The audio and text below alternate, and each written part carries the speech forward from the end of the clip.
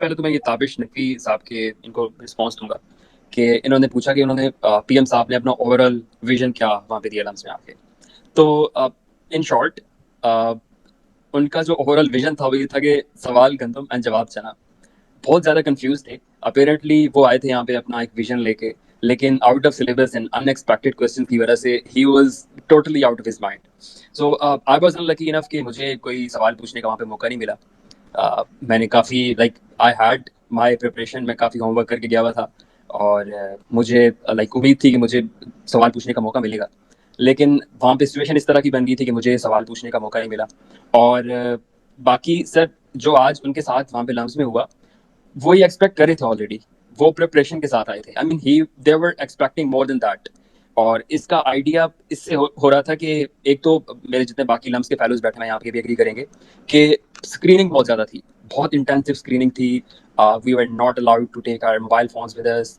हमारे wallets collect कर लिए गए हुए थे। किसी को पानी की बॉटल नहीं लेके जाने दे रहे थे। Any sort of belonging. मेरे पास चॉकलेट्स थी। उन्होंने एंट्री पॉइंट पे मेरे से चॉकलेट्स अनरैप करवाई, चेक की और फिर मुझे बोला कि आप इनको हाफ ऑफ कर लें।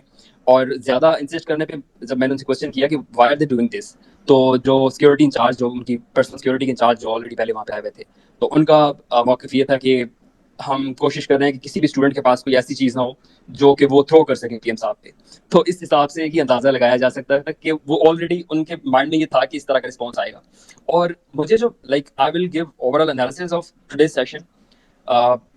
उनका ये पीएम साहब का अपना आइडिया नहीं था, उनसे ये करवाया गया था। वी ऑल नो कि हमारा एक स्पेसिफिक इंस्टीट्यूशन है जिनका ये बहुत ज़्यादा ट्रेंड रहा है प्रीवियसली के उनके लीडर्स यहाँ पे आते हैं and they try to justify their vision, try to justify their whatever steps they are taking. तो पीएम साहब से ये करवाया गया था कि आप जाएं लम्स में और जाके स्टूडेंट्स को कन्विंस करें।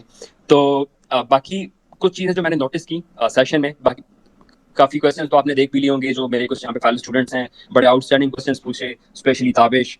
और बाकी मैं ओवरऑल आपका एक्सपीरियंस शेयर करूंगा कि वहाँ पे सेशन स्टार्ट होने से पहले काफ़ी थोड़े शेडी लोग जो आके हमारे बीच में बैठे हुए थे।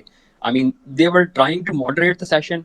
Eight one point I felt कि वहाँ पे कुछ फेक ऑडियंस भी लाए गए और वो ऑडियंस ला के 20 लाइंस में बैठाए गए। कुछ वो लोग थे जो मैंने आज तक पहले नहीं देखे लम्स में। Obviously they had their mics and bluetooths in their ears और they were trying to control the session start होने से पहले। और बाकी thank you to our vice chancellor जिन्होंने उनके लिए बड़ी जो लोग वहाँ पे प्रेजेंट थे उनके लिए बड़ी अनएक्सपेक्टेड सी चीज़ थी कि हमारे जो प्रोवोस्ट जो वाइस चांसलर हैं वो खड़े हुए और उन्होंने सेशन को खुद मॉडरेट करना स्टार्ट कर दिया और लोगों को पॉइंट आउट करना शुरू कर दिया कि हाँ जी आप क्वेश्चन करें, आप करें। Otherwise we wouldn't have been able to ask all these questions जो हमने किए। और बाकी मैंने एक चीज़ नोटिस की कि जो पीएम साहब थे वो काफ़ी ट्रिगर हो रहे थे क्वेश्चन से। किसी स्टूडेंट ने कुछ डेयरिंग क्वेश्चन पूछा है तो वो उस बात पे ट्रिगर हो रहे थे and he was getting angry at those questions.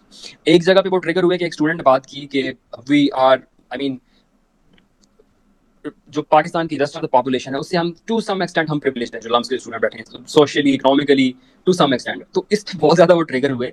उन्होंने अपनी एग्जांपल दी कि जिन लोगों को आप रेफर कर रहे हैं, जिनकी तरफ इशारा कर रहे हैं कि वो लोग अनप्रिविलेज्ड हैं, मैं उन लोगों से बिलोंग करता हूँ और मैं I am able to debate with people who are from Oxford and Harvard. और उनका ये प्रॉपर ट्रिगर्ड आंसर था। आप you can feel the anger in his voice to ask Mister Prime Minister that we as a nation, and I especially being a representative of 60% of the country's youth, we felt betrayed, we felt hopeless, we are unheard, and apparently no one is there to address our concerns and frustration. So what are you going to do to address our concerns? And constitutionally, your only role is to conduct elections within 90 days. So why have you not taken any concrete steps towards that? So these were the questions that I wanted to ask, but apparently वहाँ पे एक situation ऐसी बनी, I wasn't able to ask all the questions.